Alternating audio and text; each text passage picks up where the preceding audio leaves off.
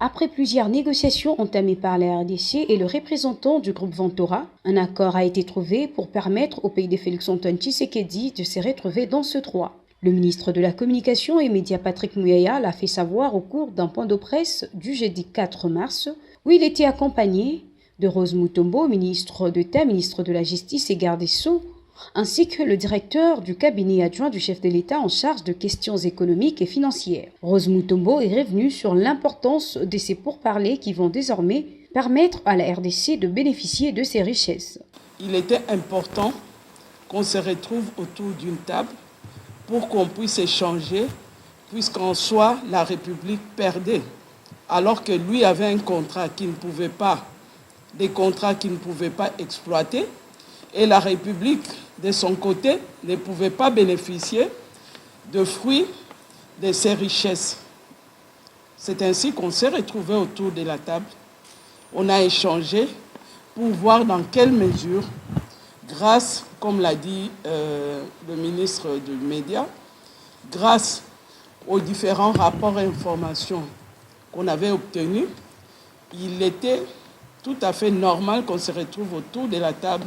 pour que la République se retrouve. André Ouamesso a pour sa part remercié la bravoure de la presse et ONG pour les informations fournies afin d'aboutir à une négociation sereine. C'est de saluer les efforts des ONG, notamment de la presse, vous l'avez rappelé, pour son travail d'investigation qui a permis justement à épingler les contrats déséquilibrés qui existaient entre les sociétés du groupe Ventura, détenues par M. Dirkler, et la République démocratique du Congo, ainsi que les sanctions américaines qui ont pesé lourd dans la balance pour nous permettre de négocier de manière tout à fait sereine.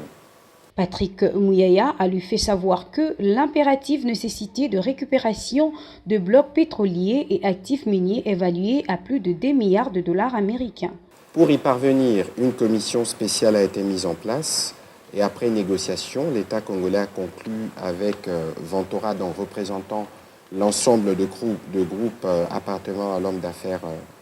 dont j'ai cité les noms précédemment, les termes des références d'un protocole d'accord. Ces derniers permettent à notre pays de récupérer les blocs pétroliers et les actifs miniers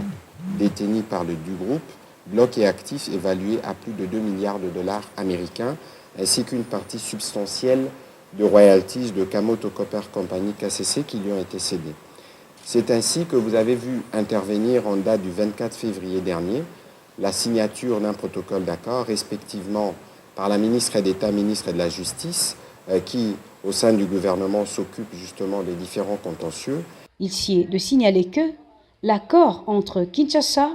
et le représentant du groupe Ventura aura également permis à la RDC de récupérer une partie de la société KCC.